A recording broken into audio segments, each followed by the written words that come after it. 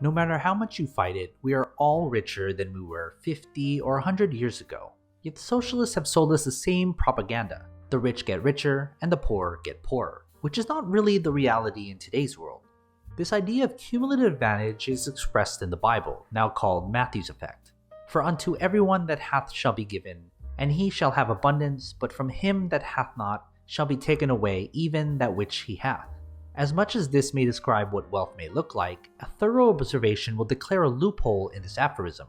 It's common to see rich people get absurdly wealthy. Oxfam claims that the wealth of the world's billionaires increased by $2.5 billion a day. Yet saying that the poor are getting poorer is a myth, and that it's not justifiable by the data. As the world increases, the number of billionaires worldwide increases, and extreme poverty shrinks. This is not far-fetched, as we find our society crowded with various resources helping millions of people climb out of extreme poverty. When people say things like the rich get richer and the poor get poorer, they fail to consider the comparative scale of both ends when the economy is good. Economic growth that the world has experienced over the last century isn't just enjoyed by the rich. While the rich worldwide is increasing significantly, the poor are not doing poorly. Over the last 30 years, more than 1 billion people have come out of extreme poverty. This means no matter how much we clamor that the rich get richer, data shows that the poor get richer too. Though the wealth gap between the rich and the poor may have grown, in America over the last 40 years, the wealthiest people get 200% richer and the poor Americans get 32% richer. And studies show that the world poverty is expected to continually drop. Many sociologists may have claimed that the poor may likely get weaker because of a lack of income mobility. Yet if we consider a comparative analysis of influential people today, you'll realize how much of them are self-made. Economists at Harvard and Berkeley crunched the numbers. They found most people born to the wealthiest fifth of Americans fell out of that bracket within 20 years. Some that were born to the poorest fifth climbed to a higher quintile, made it to the top. 3 out of 4 Americans will hit that top 20% at some point in their lifetime. America's income mobility on the Forbes wealthiest list shows that most billionaires are self-made.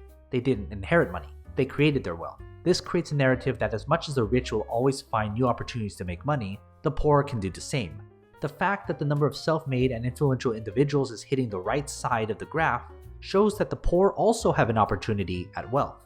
It's common to see people who see the world as a zero-sum game.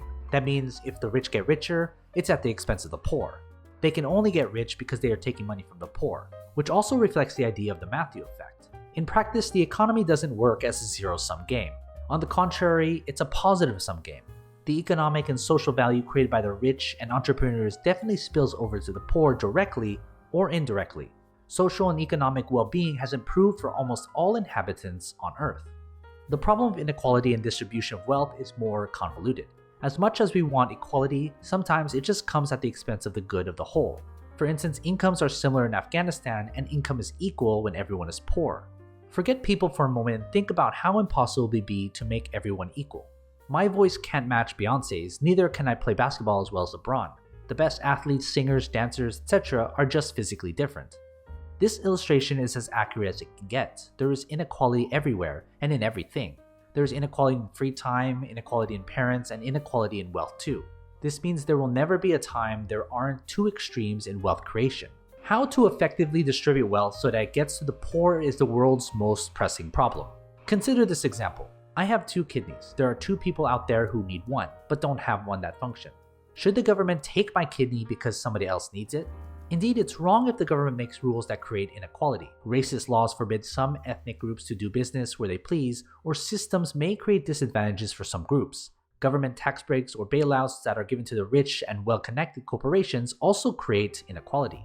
But allowing people to be different from one another, to employ their unique talents to success or failures, and to rise as high as the market will bear, that's an integral part of freedom.